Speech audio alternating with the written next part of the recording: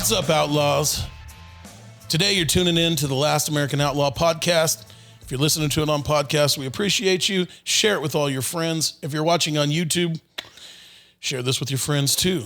Today, I'm here with my friend Mike, and we are talking the infamous, or maybe it's famous, 7mm PRC. Hornady just launched the new 7mm PRC. I think it's actually considered the 2023 launch. They would normally launch it at SHOT Show. They usually don't launch it ahead of time, right? Yeah, I think that everybody's trying to, even just like Black Friday, everybody's pumping everything early this year for whatever reason, maybe last quarter profits or something. Yeah. Kind of how it works is, we like to talk ballistics. We like to talk guns. In the gun world, in the caliber world, nothing is new under the sun. How did I learn this? I remember when David Tubb had the 6XC, and I was first friends with Bobby Hart, and Bobby, I told him, oh man, I really want this 6XC. He's like, I don't even know what that is. I said, it's just this new one that David Tubb came up with. He looked it up. He said, Trey, I built that in the 70s. Yeah. Yeah. And he said, I just called it. I can't even remember what he called it. What did he call it? 243 by 6 or what was that case? 22 250 by 6. Yeah. Some wildcat thing that nobody took. I mean, there was no marketing back then, you know, there was no big field. So, David takes it and is like, oh, I'm going to call it something else. And boom. It's out. New cartridge. Correct. So, Mike and I both are 7mm fans. Okay. I grew up hunting primarily on a 7mm Remington Magnum. Yeah. And so I have probably every 7mm. So 280 AI, 280, 28 Nosler, 7mm Allen Magnum. If anybody knows who that is, or anybody knows what that is, that's pretty legit. I'm a 7mm fan. Yeah, so I'm a 7mm fan. I think if you really break it down, Mike is more of a 30 cal fan than he is a 7mm fan. I came late into the 7mm. I mean, because growing up, it was Alaska. So there was no cartridge that started with less than a 3. I didn't know it, like the other numbers I remember being like 7. What kind of dirty hippie shoots a 7 or a 6 and a what? Those are European. Like it was 30, 338, 375. That was it. Yeah. And so notice he said 30, 338. That was a caliber back then. That was pretty cool. I actually have one. Anyway, I know that's not what you meant by that, but I threw it in there. We did have those too. It was like a 30 by 338 Weatherby or something like that. Like, okay. So, anyway, let's talk about the 7mm PRC. So, oddly enough, I'm friends with a lot of gun guys, a lot of gunsmiths. Some of my so right now, the F-class world is switching to what they called a 7 PRC. Now, what it is, and it's shooting really well. It's replacing the 280, the 280 Shane, or 284, the 284 Shane. It's replacing those. It's using the same H4138 or H4831 shortcut and the 180 grain burger. And what it's doing is it's shooting that 1,000-yard F-class really well. But that is not what this 7 PRC is. No, and I think that was more of a 7 SOM. I remember a lot of those because they were doing short actions for that game, which is what, So there is a 7 SOM and there is a 7 WSM, right? Mm-hmm. So if you don't know the difference there, Winchester short mag and the 7 SOM was the short action ultra mag, right? Yeah, and then there's a RSOM, which is a Remington short action ultra mag. That's right. So the SOM was Remington's take on Winchester's WSM. Mm-hmm. And man, in the early 2000s, those were just dominating the market. So Then I have on the other side of this, so they're calling it the 7 PRC. All the F-class guys calling it the 7 PRC. Then we go to, and it's running the bullet right at 2850-29. It's running it really well. So you got to caveat that. That's a long-ass barrels on those guns. Oh, shit. They're shooting it with a 30-inch barrel. Yeah. Those are not 24-inch hunting guns. Yeah, they're not hunting guns. This is not hunting. So then the hunting side of my friends, they're doing a 300 PRC neck down to 7. Yeah. Okay. Which is how like the 7 started anyway. We took a Win Mag and cut it down too. That's right. That is how it started. It started with a 300 Win Mag and then necked it down. Now, that has proved to be a pretty decent hunting round. I know of several animals that have been taken with that, and it's not bad. None of the guys love it. Now, no, and I think like I was just looking up the case capacities, and the 300 PRC is right below the 28 nozzler, right? As we talk sevens, but the 28 nozzler is still king on case capacity, which typically relates to, of overall velocity. So there probably wasn't a lot of juice to be won out of necking down a 300 PRC to 7 millimeter. No, there wasn't a lot of juice. Because you could have just bought the 20 nozzle. And like, correct. So the 7 PRC that comes out of Hornady right now is actually neither one of those. What it is it's a 7 LRM. Yeah. Yeah, it's the 7 long range Magnum. So before I dip too far into that, I want you to understand some history because a lot of you are new to this game, new shooters. You don't really understand a lot of firearm history. Let's start with some 7mm history, okay? I'm personal friends with one of the guys that started the 7 STW. Mm-hmm. Okay, that before the 7 STW, it was a 7x300 Weatherby.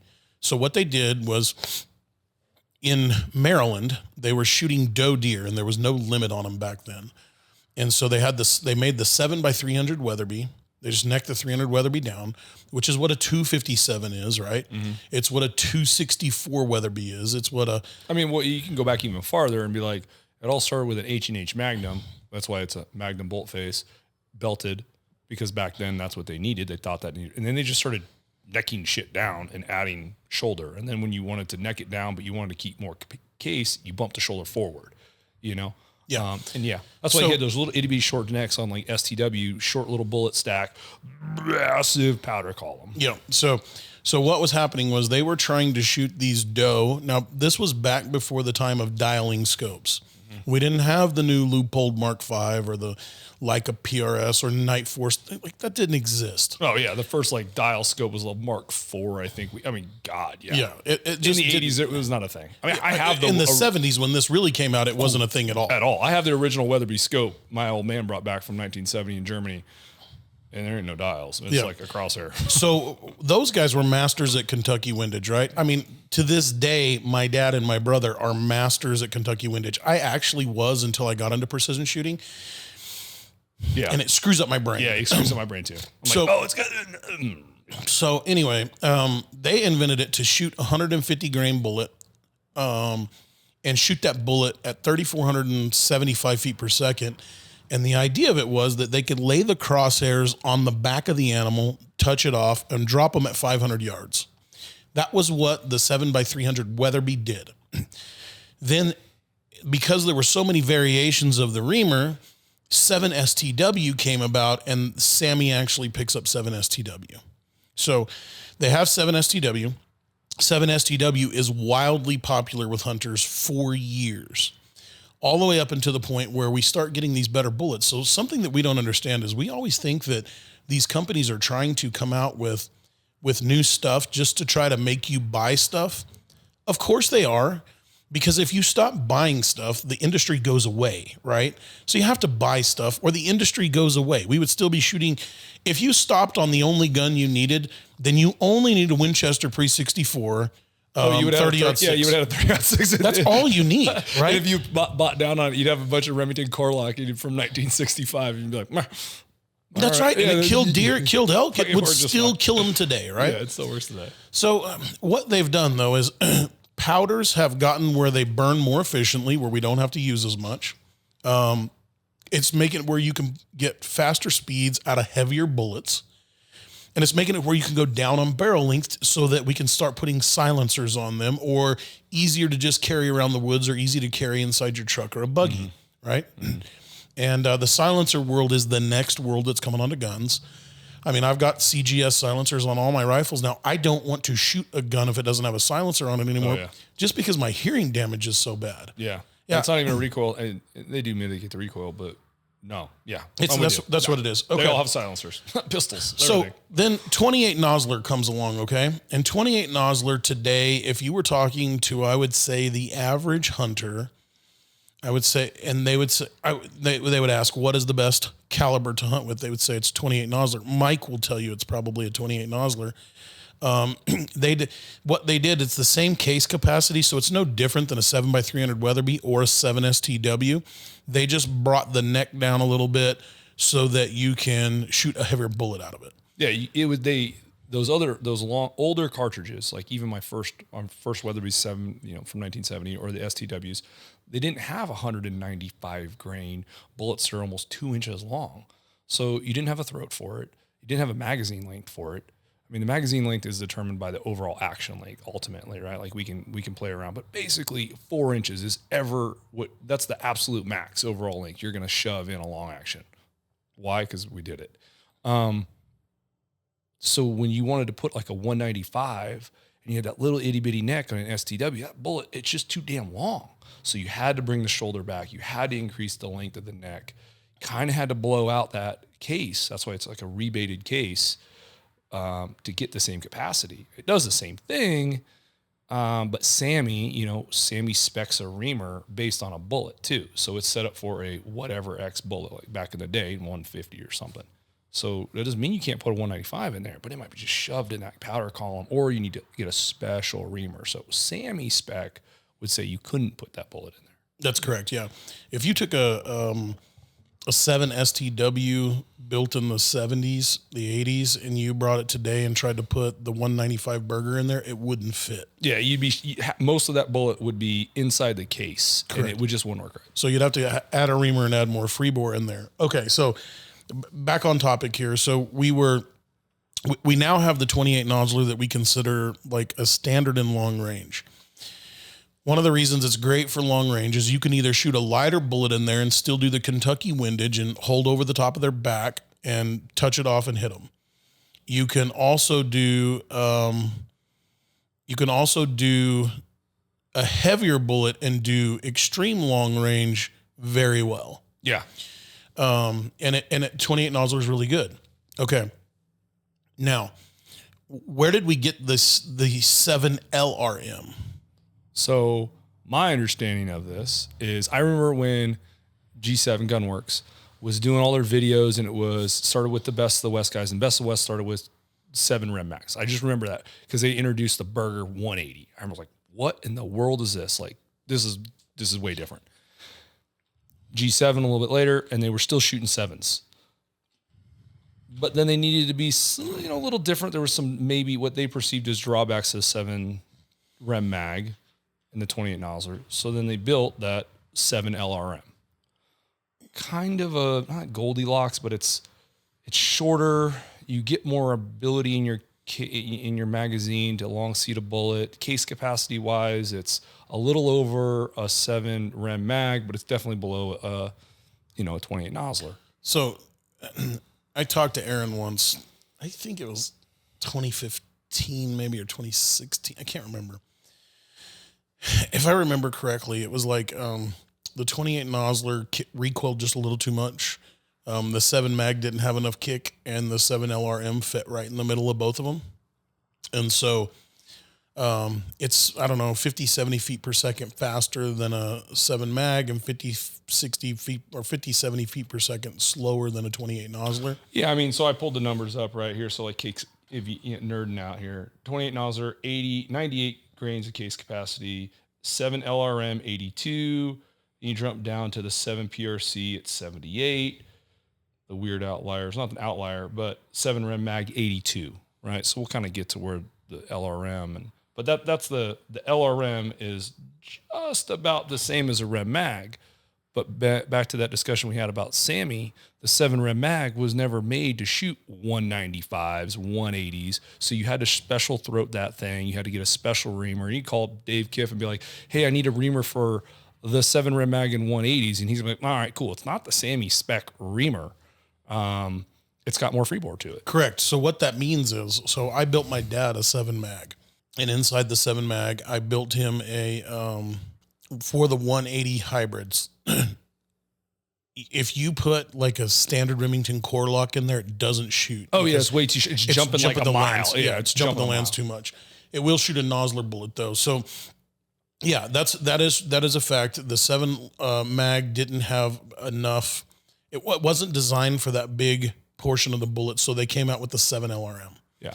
So 7 LRM is just a little faster than the 7 mag. It can push a little heavier bullet a little better, and it's less recoil than a 28 nozzler. Yeah, it's like, and it's also, I mean, ultimately gave him something to brand around, a cartridge design that was optimized for what he was doing. Because the Remimax, I mean, we can debate, the belted cartridges aren't as accurate or whatever, blah, blah, blah, blah, blah. I kind of say, bah, whatever. But yeah, I mean, he made something that worked out really well. No fault. Awesome, man. Like, cool. Yep. And then so same thing happened, right? And you get all these variations of reamers for a 7LRM because Sammy didn't spec that cartridge.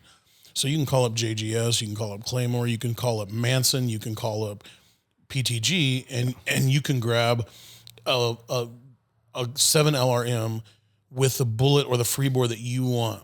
Yeah, it was kind of like not a Wildcat cartridge, but it kind of was, but it was definitely a gun guys, reloading guys, or I'm going to go back to Gunworks and buy their ammo from their gun. And that was your only choice, though. I mean, that was it. There was no like, hey, man, I was swinging to Cabela's in fucking Anchorage, Alaska. I've dropped my ammo somewhere and buy more. Like, that was not a choice. Yeah, what a choice. The 7 PRC comes along from Hornady. And if you go back and you look at the history, Aaron and Hornady like played hand in hand together with this cartridge for a long time. And I think a lot of that stemmed from the fact that he needed something that was head stamped, because Hornady, until recently, they would do kind of one-off pieces of brass for you. I mean, you could work with them and get a head stamped brass and dies made. So I think that's how it all started. He needed a brass supplier, and Hornady wasn't really in the manufacturing of their own cartridges and their whole 9 yards. They were just, component manufacturer. I think that's where it all stemmed from, because there weren't any choices, really. Yeah, there wasn't. Yeah. And then here comes 7 PRC, which is essentially a 7 LRM. Like pound for pound, it's the same gun. It's a little faster than a 7 mag. It's a little slower than the 28 Nosler. So it fits right in the middle of both of those guns or both those cartridges. And so you might say, well, what are the better differences? So Mike, explain what is the difference between a belted and a non-belted Magnum. So those of you that don't know, there's a belt. There's a belt around the back of the case, right in front of, right at the back of the case. And that was there. So back in the day, H&H days, the cases were blowing out. The brass wasn't as strong. So they added more material there. They put a belt around it, hold your pants up, right? To hold the brass pants up. And what it does is it kind of artificially creates how much case then you can use for powder, because you have this belt that then steps down, and then you got your case walls. So, when you do get rid of that and you just build that thickness into the brass, you can get more case capacity in a shorter distance, and therefore you kind of get a shorter, fatter cartridge. That's where all the WSMs and all that other stuff started it. And then they started it, but there was also Super Magnums that had it too. And it kind of brought it back down. So that's where there's not really, some people may say that there's an accuracy potential, like, oh, you can't reload a belted Magnum as much. No. Or they're not as accurate. No. Not within the realms of anything there's 1,000 people out there who can shoot a bug hole group with a 300 PRC and the same time shoot it with a 300 Win Mag.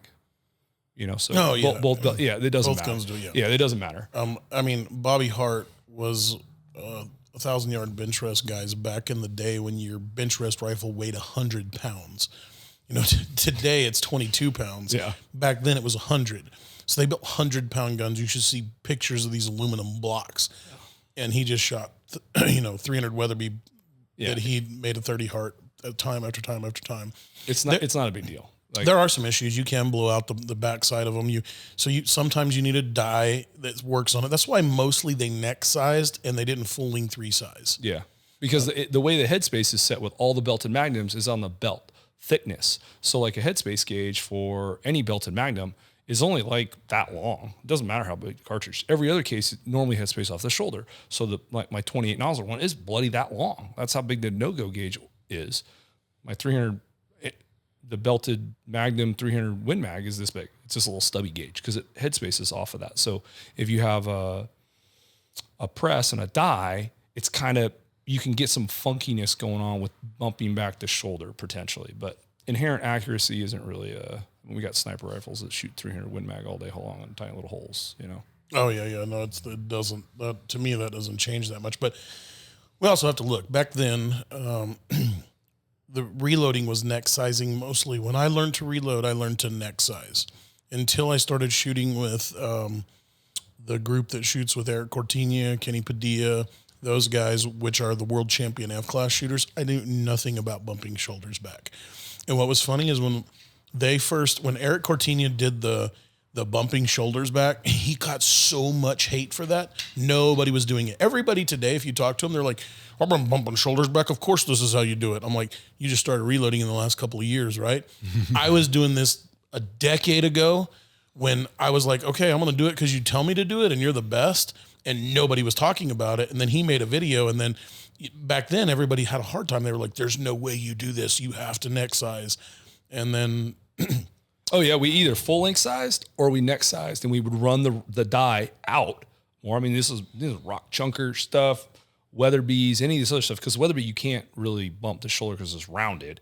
But yeah, we didn't really bump the shoulders. Or if you did, it was because for some reason you set the die up that one time just a little bit right, and that's why we would take the brass and we would cycle through the gun to make sure. Oh, that one sticks, or okay, and you run it back through the die again. Oh, yeah, correct.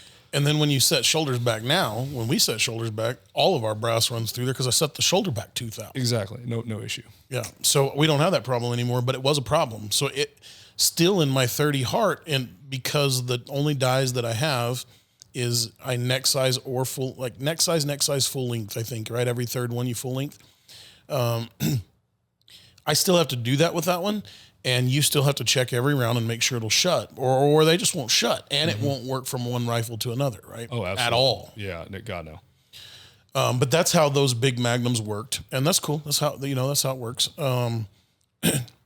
So, 7 PRC is a non-belted magnum, all right, and it kind of fits right in that area. The cool thing about the 7 PRC is it doesn't recoil as much as a 28 Nosler. But until you get to distance, in that 500, 600, 700 meters, they're not enough to fight over. The recoil is a big deal though. So if you listen to our 300 PRC podcast, which you should, we figured out what we essentially believe was an exceptional combination of a 20-inch barrel and a 300 PRC with a CGS can on it. Mike and I were just aoudad hunting in September, and I made a 500-meter shot. And the one thing that I noticed, the only thing I didn't like about that gun, it smoked that aoudad. But it threw me so far off target. The recoil bumped me so far off target. Now, mind you, my bipod was loaded. I was setting correctly. I was on rocks, but...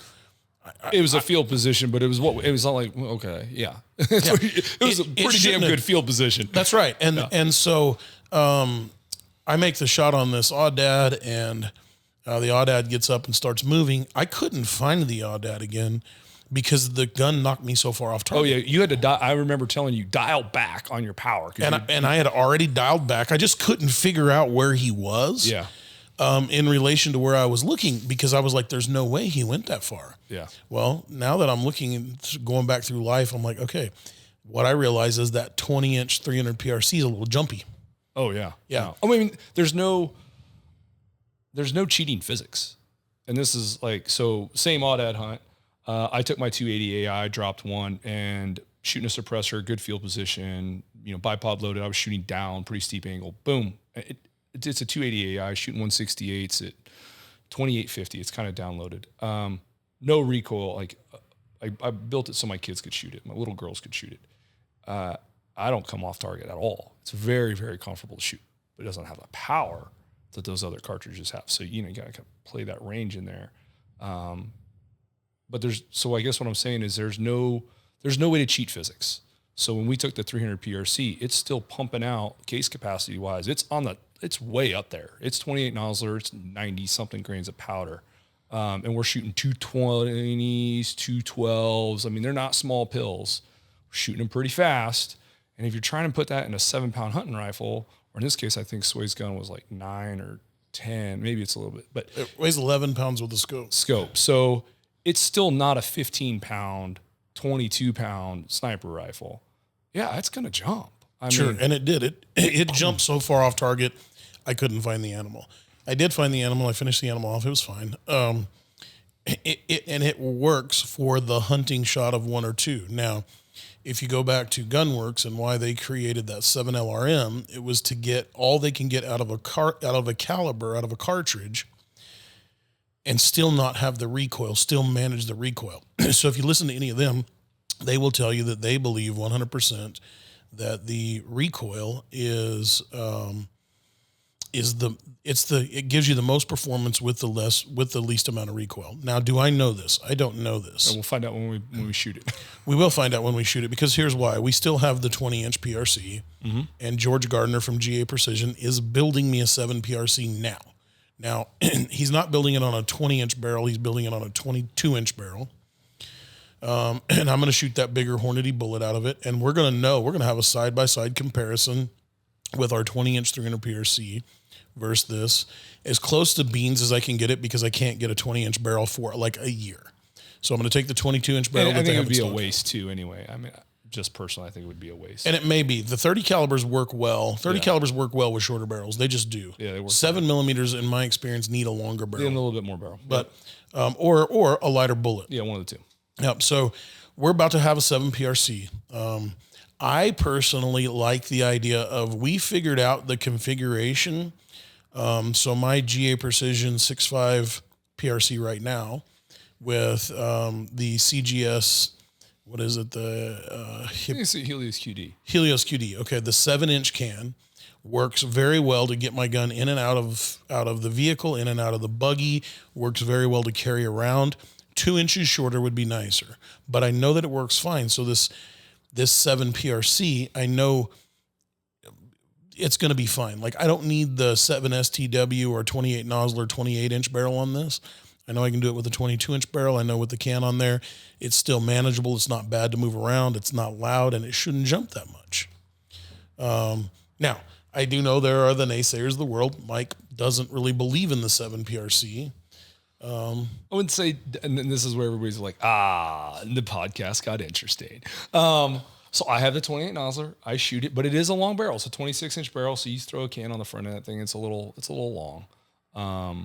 I don't think it's unmanageable, but it's a little long.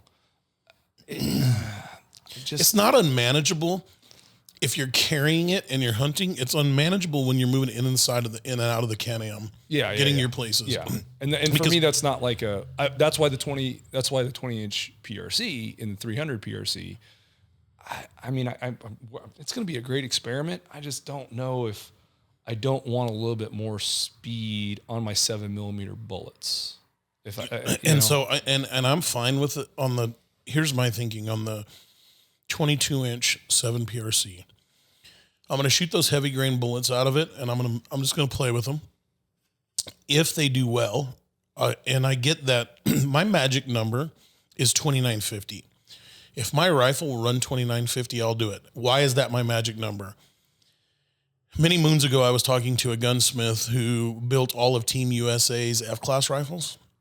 His name's Denny Powell, and he told me, he said, man, that 2850 to 2950 is just kind of perfect with the bullet when the bullet falls asleep, and it just kind of works well with it just kind of works with every bullet. Mm-hmm. And then I did this, I'm going to chase speed, right? I'm just going to push these things. I mean, my next gun that I really want, that I've always wanted, is a 257 Hot Tamale. It's a 257 STW, kicked at like 85 grain bullet out at 4,000 feet per second. I like the speed. And I keep telling him it's dumb, but it would be kind of cool. It's gonna be interesting to shoot it. Anyway, if I need to chase the speed and I can't shoot the heavier bullet, I'll just step down, because we know. So there's ballistic coefficiency that comes from the bullet, but ballistic coefficiency also comes from speed and barrel twist, right? Yeah. Because if you spin it well enough, you'll get a better or more accurate or potentially even higher BC. And if you don't spin it well enough, your BC is going to suffer badly. Correct. Most 7mm were like 1 in 10 twist. Yeah, BC when they made it 1 in 8 and 7, dude, the BC stepped up on it. When you push it faster, the BC goes up on it. So BC is not just alone in the bullet; it's also in the barrel twist and the speed. Well, and we're totally going to nerd out right now, but it's the BC, but it's also the SG of that bullet. The faster you spin it, the more stable it becomes. So effectively, the higher the BC is, because the less it's, oh, this one was 0.6, this one was 0.7, 0.5. You know, like it's got to have the, you know, read Brian's book about it. He talks about, you know, you want that SG to be high as possible. Speed, barrel twist, get those things. And stability. That's where the 7 PRC wins for me. If you can keep it small and maneuverable, and you can keep the recoil down, because I'm not the only one that hunts. I've got 2 of my 3 kids that hunt, right? And they're girls. They do really well with my Sykes Hybrid Hunter 6.5 PRC. It's too heavy for them. They can't lift it up. But when it comes to actually just laying it on target and shooting, both those girls are dang good with it. My middle child just smoked a 190 buck, I don't know, 10 days ago now. Yeah. Smoked that buck with that 6.5 PRC at 505 meters, one shot, dropped like a rock. Oh, and last year I shot her fucking nice bull elk with her. Bah, yeah, badass. She smoked a bull elk with that 6.5 PRC. So it's great. I like the 7 PRC because it opens it up. So that's a good time to right there where you say, hey, Trey, Mike, why would you want, if the 6.5 PRC is working, why step it up? And then that's where I'd come in and go, I wouldn't, because I like your 6.5. I have the 280 AI. That's just me. If I needed more power, I want a lot more power. Like, I don't want to take just a little step. I want to go like, full up. I'm personal belief that those of you who are listening to this podcast probably don't have, I'm going to say on the conservative side, Mike has, conservative side between me and Mike and our little shooting group right here, we've got 65 or 70 precision rifles. All of those rifles I would have died to have in the year 2010. Oh yeah. Just one. I was like, oh, I'm going to buy one of these. I could have never thought about buying more than one Schmidt & Bender scope. I would have died for that gun, right? Any one of these guns, I would have died for them. And now I'm like, meh. And it's, don't get that. That's not a arrogant or that I don't appreciate what I have. It's just when you're a gun guy and this is your hobby, like it's like every year I build a new gun. And I build what's coming out next that a lot of you guys don't know is coming out, or what I think the next configuration should be. I usually build a load for it, dope it out, hunt that season with it, put it in the closet, give it away, sell it. Something more often than not, it goes to the closet. Yeah. Right. And it's just more because it's my hobby. Yeah. And so I'm constantly seeing what's next out there. Right. But I do like that the 7 PRC over the 6.5 PRC is going to do more damage when you make a bad shot. No, absolutely. And that's why I'm always a big proponent for displacement, bullet diameter, bigger bullets, the 195s and the 7s, 30 cals, 338 cals, 375s, and we just got to match how far you want to shoot. And those things, you take a 375 H&H and kill anything on the planet. It has killed everything on the planet, but not at 600 meters, and shooting a rainbow at that range with that thing. So we got to pick something a little different.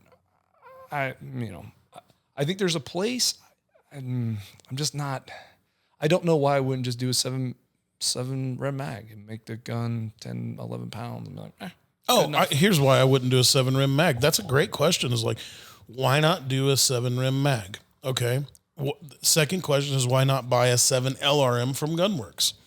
And then the third question is, why not buy a 28 Nosler? So let me give my take on this because Mike asked. My take on this is, as of right now, Hornady is building excellent hunting ammunition. No doubt. It's standard deviation. So you cannot physically, your body cannot outshoot better than a 12 standard deviation. Okay. Oh yeah. I mean, to the point where we reload and we have a room full of I think we have 7 reloading presses, and I mean, holy crap, that one scale is like ridiculously expensive. We buy the factory PRC ammo. It's true. Yeah. I'm still shooting factory PRC ammo. Nah, just go get this stuff. George Gardner is also building me right now a new 6.5 PRC that's a little bit lighter because we're having to walk further when we hunt. And it'll be ready December 15th. Get strong, whatever. No, we had Breyer carrying it. I mean, he's 16 in stud and in shape, and he's like, man, this is just too heavy of a rifle. And I agree. It's too heavy for my girls too. I agree. It doesn't matter how much stronger they get. It's too heavy for them. Too heavy. So I'm having them build a lighter rifle for us right now. And I will just shoot Hornady ammo through it. I just will, right? Yeah. And if I can't find it, maybe I'll build a load for it. But Hornady ammo is good enough. Guys, I took a 300 PRC and I shot an elk at 1,604 meters. That's almost a mile. And I killed it with one shot with factory ammo. I really did do that with Marine sniper instructors from, I'm not going to tell you where they're from. I might have told you in that other podcast if I did. Well, I should have told you in this one. Either way, I did do that just to do that. Now, some of you are like, that's the most unethical thing. Look, man, here's what I say about ethics when it comes to this. Who gets to decide the ethics? Do you? If your skill level is, I can only shoot this gun 300 meters, then yes, a 300 meter shot's ethical for you. But when I can shoot my gun and I hold the cold bore world record and I can shoot this thing 2 miles, then a mile is ethical for me. I mean, to pile on to that though, you guys, they had been shooting all week with this gun in the same location, same kind of conditions. I mean, that 1,600 meter shot is legit far, but to everybody else, that would be like a 400 meter shot just flopping down at the range. Oh, Like, cool. Yeah, I don't is have true. any like 500, boom. I was a little off on that, but I was still 6-inch gong. You guys have been shooting that for a week with these. You had put hundreds of rounds downrange at that point through that gun at those distances at that same place. And it was just like, holy crap, it's hunting season. There's a bull elk. That's a dumb. The bull elk walked into a fucking firing range. And you were like, you dumb son of a bitch. You know? That really did happen. Way to run it. It sounds way cooler whenever you don't say it. You know. Anyway, we were up there. It was kind of an instruction thing with my Marines. And it was a different mountain, but it was the same mountain range. It was a different mountain, same mountain range, different day. Same week, and we did shoot that PRC a bunch. And so I was out there dinging 1,800, 2,000 meters. So I knew that I could do it. That's why it was ethical for me. You didn't just like dope your Kestrel and be like, oh yeah, it's about that far and fire. No, like, you had hard dope, no shit. I wouldn't go do it again today unless I knew from there I had been shooting and I was tuned up. Okay. So way to dime me out. But point is on that, I'm at the point where I'm not going to pick the 7mm Remington Magnum because it is a cartridge now that because of the 7 PRC, I believe will slowly over the next decade fade out. When, like, if you look right now through this ammo shortage because of 2020, 2021, 2022 right here, what cartridges have constantly been out? The 300 PRC, the 6.5 PRC, the 6.5 Creedmoor. You've been able to find those because when Hornady stopped building the 7 mag, the 300, the 28, the stuff that wasn't their baby, they're not on the shelves. But when they can produce, because everybody can produce, you're always able to go and pick up some of that ammo, which to me means the future is going to be, what do these companies start making?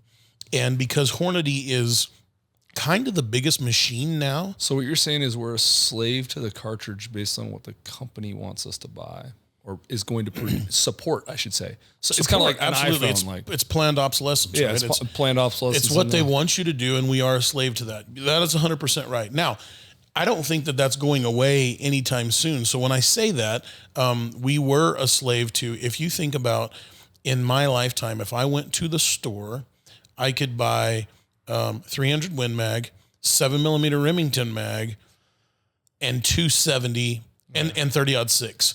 Those, you could find any of those calibers at any Walmart anywhere in the world, at any gun store anywhere in the world. Oh yeah. Today that's becoming 300 PRC, 6.5 Creedmoor, 6.5 PRC, and soon to be 7 PRC. Yeah, and I was just at Cabela's, guys, and it's a fully stocked shelf. I mean, there's a lot of ammo on the shelf there.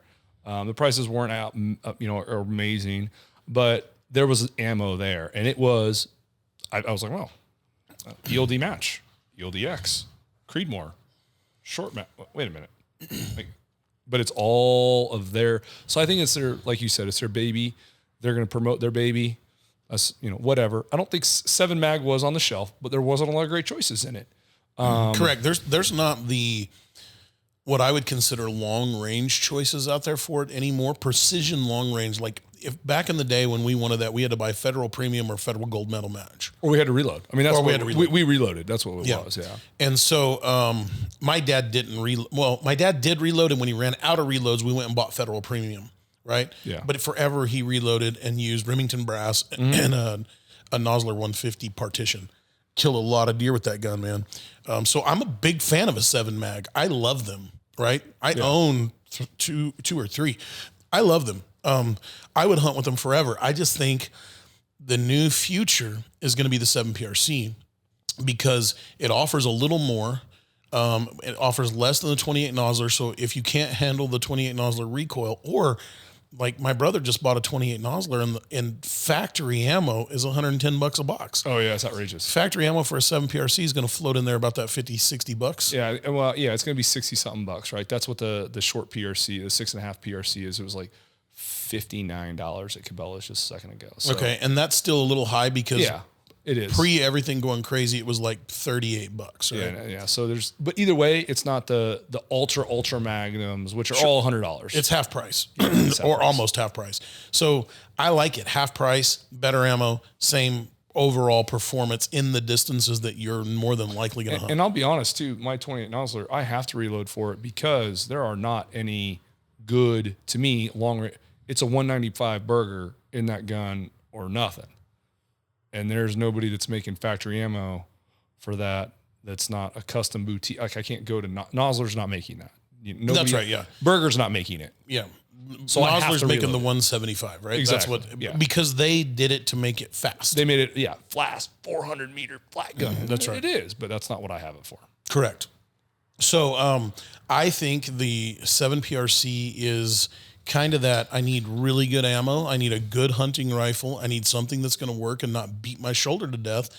Dude, I used to tell everybody, because muzzle brakes weren't a thing for us. Like magnaporting started whenever I was a kid. Like it started to be popular, at least in my world. But it was pistols. Like we never did it on a rifle. No, I just barely started seeing it on rifles. Yeah. But until I started shooting, like maybe in 2015, 16, did a muzzle brake even be something that we cared about on a rifle? The only thing we had were those Very brakes from the ports all the way around. They're like, hey, you throw that over top of your truck, you're gonna blast the paint off, and you would. You would, yeah. That was Bobby Hart's brake, and then that became magna-ported. Yeah. Anyway, and so that brake does work. It does tear the paint off your hood. It does kick up sand in your eyes, but it does blow your ears out no matter what. Oh, right? yeah, that's loud as hell. So I never grew up with a muzzle brake, and I used to always say the 300 Win Mag. So my uncle hunted with a 300 Weatherby. My very good friend who taught me to shoot hunted with a 300 Win Mag. My other uncle hunted with a 257 Weatherby, and my dad hunted with a 7 Remington Magnum. I truly still to this day believe that if you're shooting a gun, especially without a muzzle brake, like you're just shooting the gun, a 7mm Remington mag is the last Magnum that you can stand the recoil to shoot multiple times. Oh, yeah. I would say in the weights of the guns that we were all shooting back then, like my 338 Win Mag, Ruger M77 tank safety. Yeah, you don't want to shoot that too many times. 220 grain bullet flying out. 300 Weatherby. Probably because of the butt pads from 1970, but geez, dude, 3 rounds. Like, good thing the barrel's heated up because I'm done. Yeah, I had a Remington 700 police sniper rifle that was a 300 Win Mag, and one day I just was doing a course of fire with no muzzle brake on it. At 14 rounds, I was almost in tears. Yeah, right. You do not, and then you're just flinching. You're just being a shitty shot. Yeah, I shouldn't have. I just wasted ammo. Yeah. No kidding. I was wasting ammo. Throw a muzzle brake on it, I'll shoot it all day. Oh yeah. But that 7 mag, I could shoot it all day. Yeah, it's just enough where you're super fast enough. So, I mean, yeah, it's a very 7. That's why I don't love the PRC, because I'm like, gosh darn it, guys, like just support the damn 7 mag and be done with it, But they're not going to. And that's the thing. So it's why support? Nobody's going to support a belted Magnum in the age of reloading, and also nobody wants to support that belted Magnum. Nobody wants to support an old Remington case when you're a new company moving forward. Yeah, because again, the 7 PRC allows you to hold a bigger bullet. The 7 mag doesn't, right? It allows you to not have a belted Magnum, and it allows you to use a more efficient powder today The 7 mag does too, but it gives you a more efficient powder today to push a heavier bullet the same speed as you could push a lighter bullet. So probably no debate that the PRC is replacing the 7 mag, right? It just kind of is. And under the guise of, okay, I wanted to have a lightweight rifle, we've kind of said, hey, look, it's something, the 7 mag. So if I'm at here or, below, right around in there, I could probably shoot it all day recoil wise. That's why they've kind of built it. I don't think the velocity is going to be there quite as high. They just always seem to be hype. But let's say it's a little bit, let's just say it's the same performance. You're going to have better support. You can shoot it all day long. You can keep the rifle weight lighter. But now we have suppressors. Now we have muzzle brakes that are standard. Now we have, just that. Do I still need to be able to have those same attributes that I needed in 1985? I wanted a 7 mag because the 300 Weatherby blew my fucking shoulders off, and does that, so back then it would be a perfect choice. Why not build something? Why still now, if I can run a suppressor, if I can run... Great question. Here's my answer, and I don't know if it's the right answer, but it's an answer I know to be true for me. When I shot that elk, I didn't have a silencer on that gun. I had a 24-inch barrel with an APA muzzle brake. I jumped off target every single shot, even with the muzzle brake. Now, I was standing on top of a piece of metal, braced off the top of a piece of metal. So I couldn't lock in my bipod. I was not able to load it, but just free floating it and popping it, it literally recoiled so far off target. I had to come back on. The elk was far enough, it didn't matter, but I had to come back on, look at it, and then it rolled over and died, right? You were definitely not spotting your shots. I was definitely not spotting my shot. It wasn't possible. I'm really curious when we shoot this to see if you're going to be able to do the same thing. Because I think with a 22-inch barrel, we're keeping it light. We're going that same concept we did with the 20-inch PRC or 300 PRC. We're going to do close. It's not going to be very heavy. We're going to shoot it suppressed. I'm just really curious to see if it's still not going to jump off target. Me too. That's why I don't know. I'm curious to see, because I do know the rifle that we literally have deemed to be the perfect rifle because of the damage that it does is that, I say perfect rifle for how we hunt right now currently in the area we are. It's not the perfect rifle for Alaska. It's not the perfect rifle for South Carolina. But really, legitimately, 600 yards and in, you want to pull it up and drop it. That's a damn good rifle. It's handy. Correct. The 20-inch 300 It PRC. doesn't blow your ears off. But okay. It does recoil enough that it completely jumps you off target. Okay. So I can always live with that and shoot through that, right? But what is the 7 PRC going to do? I'm going to say it's for sure going to recoil less. And so physics. So my question to you is, if you're the average guy in this world, and I would consider the average guys who want to do long range are going to be somewhere in that 600 meters. So I'm going to say if you're 300 to 600 meters at this point, do you, Mike, not choose a 7 PRC? If that's all you have. No, right? yeah. If we're doing one and done gun and I'm trying to get into this, I'm trying to do it. I don't think you're wrong there. Because what you don't want, if that's all you're shooting, is a 28 nozzler. Yeah, straight out. There's better choices. My 28 nozzler, longer barrel, it will come off target, even though it weighs a little bit more. But it's designed for 6 to 1200. It was designed to replace my 338, and that's, from nozzler, what it was designed to do. That's what it can do, and that's what I use it for. If I'm only shooting 600 and I still want precision, I still need knockdown power, I still need those other things. Yeah, I love the 7mm bore. I've kind of said the 7 rem, probably not supported. Definitely the factory ammo at 600, probably not really there, because I think you need to be shooting 175s if you're shooting the ELDXs or 178s, because they're not going to load 195s. They don't have 180s. Yeah, that's a tough one. That's a real tough one. Well, okay. So then let's answer the question for the viewers. Hey, I'm brand new. I'm looking for, I grew up shooting this and now I'm old enough that I can afford a custom rifle in this. Maybe it's the new Weatherby, maybe it's the new Christensen Arms, but I'm upgrading. Or maybe I'm just getting into hunting, or maybe, hey, I've got some buddies that have just shot 243s all their life and now they're coming up. What caliber do you recommend for the average person that's going to spend a couple $1,000 on a gun? They want to be able to shoot to 600 meters. They want to be able to hunt big game with it. They want to be able to hunt a coyote with it too if they saw it, right? Yeah, I mean, so I've built plenty of rifles for guys that weren't going to reload. And 5 years ago, we were building 300 Win Mags. That's what we were building for them because the ammo was supported. We could shoot all sorts of different ammo at it. Now, I think because of the support that the 7 PRC is, or 300 PRC, are probably really good choices because you just can't beat the factory ammo. Now, I probably won't, if one of the guys comes in tomorrow and says, hey, man, I want to get exactly what you say. I'm trying to get a precision hunting rifle. I want to be able to do a couple things with it. I probably won't steer him to a 22-inch barrel. I'll probably go, hey, you just stick with a 24 because they probably aren't going to run a suppressor right now. If they're just getting into it, I'll probably stick with a 24-inch barrel. But 7 PRC is going to be a real tough debate, right? It might be a really good choice just so they don't have to worry about recoil mitigation.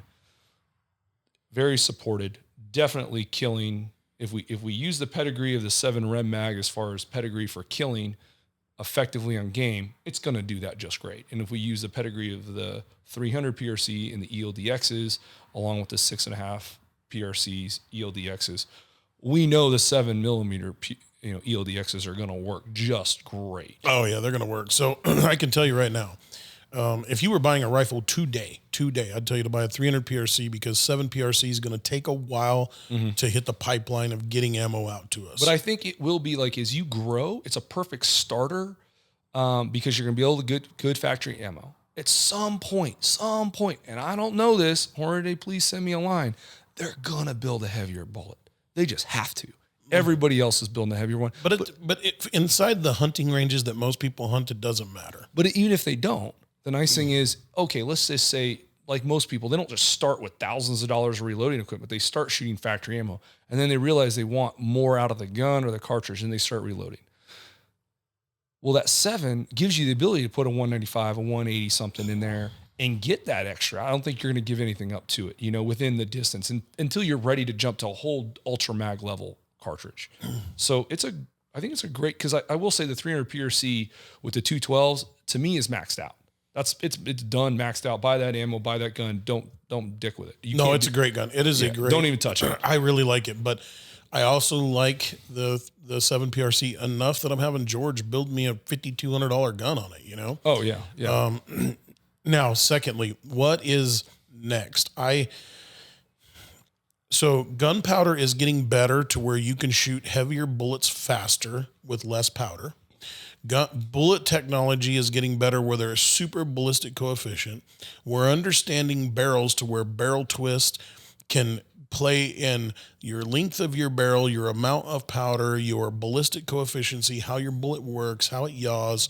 So everything is coming into play where our technology is really making it to where 600 meter shots are soon to be your old 200 meter shots. Yeah, 300 meter shots. They're really not that hard anymore, right? They're just really not that hard. And so, I know some of you may be saying that you don't like to shoot far, or that's, you like to shoot them with the bow. I get it. I like to shoot them far. But on the other end of that, what do I think is next in the market? What do you think is next? Like, what does 2024, 2025 bring out of the industry? So there's a lot of 6.8 stuff out there now. There was a little bit, didn't land real well, the Westerner and those kind of things. The PRC kind of gets compared to it because they're kind of close. I think because the military picked some of that up, because there's some commercial cartridges, I think you're going to see some development in bullets in 6.8. I think 7, as far as bullets go, are developed. There's no more, you're not going to make a 250 in that thing, right? So ELDX round, maybe you can add a little bit more weight and make like a 185. I'd love to see a Hornady 185 ELDX. And the other thing that would be really interesting is to take this 7 PRC. It's a little bit shorter, not Goldilocks case capacity, but because of the reduced recoil, and almost maybe try blowing it out to 30 cal to see what you can do with that. Because it's going to give you more than any of the short magnums. It's not going to beat you up like the big standard magnums. And that's kind of what this 7 PRC does. It's more than the short magnums. And it doesn't beat you up because it's physics-wise, probably a little less velocity than the bigger magnums.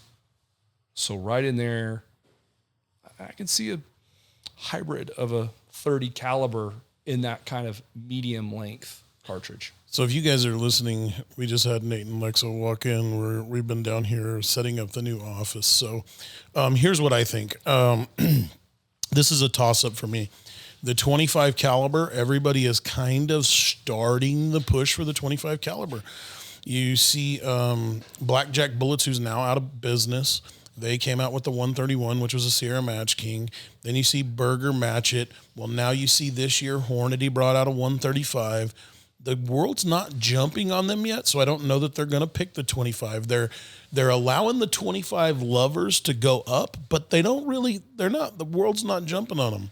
Because I think you can't kill with it. So you can kill with it, though, but the 257 Weatherby, the 257 Roberts, like before all of this, the 257 Roberts was the gun.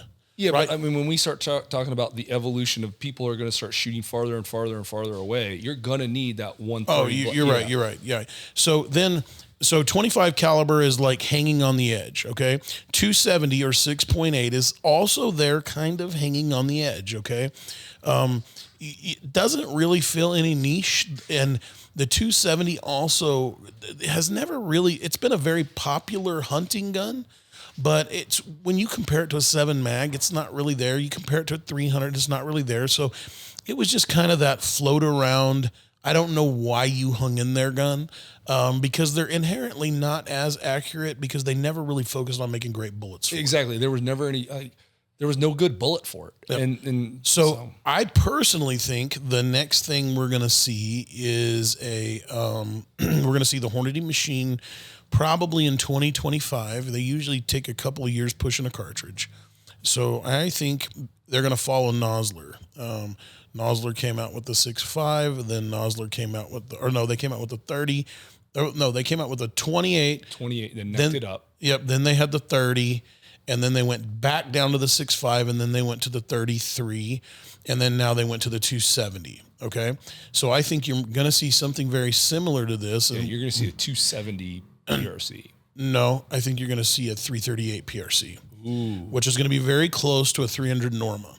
But you're going to see a 338 PRC next from Hornady, and then next you'll then inherently see that 270 PRC. Okay, yeah, go back up and down, up and down, up. Because the 270 is not there yet. Yeah, the bullets, the technology, everything in that 338 is there. It's there. Yeah. It's good. Drop in the bullets. Yeah, and let it go. They're great. So I think you're going to see a 338 PRC next. I think you'll probably see that roll out about 2025. Ooh, I mean, a 300 grain ELDX would be magical. It would be really good, right?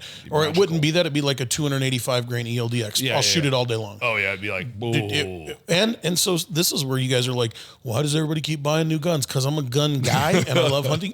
It would be the gun that I wanted. Right? Yeah. We would stack it up and be like, at the end of the day, we'd be like, oh, it didn't really do anything different than this other one. Well, it didn't really do anything than this other one. Nah, all right. But we can talk about it because we literally took them all out and be like, no, we tried it. Yeah. So guys, kind of wrapping this one up. I appreciate you listening to the podcast. I hope you enjoyed it on your ride to work this morning or wherever you're listening to it. I'm a fan of the 7 PRC. I think if you're looking to upgrade, if you're looking to downgrade for recoil, if you're looking for just something that's going to get it done within most people's skill sets or even most hunting distances, when I have to shoot far, I have to try to get far. Yeah. Real far. Yeah. But I would say 95% of my shots are somewhere in that 400 to 800 with the focus on them being about 600. I would say 600 is like, all right, if you're good at 600 and the cartridge does everything, you might be able to stretch a little bit farther. But you're good. You're good at 600, and the 7 PRC is going to do that well. 300 PRC is going to do that well. So I'm a fan of the 7 PRC. If it's on your radar, I think you get a 7 PRC. All right, guys. Thanks very much. If you're watching on YouTube, like, subscribe, hit the bell notifications. Send this to all your other hunting buddies who don't want to listen to the shitty news all day long, and they want to listen to a little hunting stuff, little, have a little outdoor time on the way to work. We appreciate you very much. Outlaw out.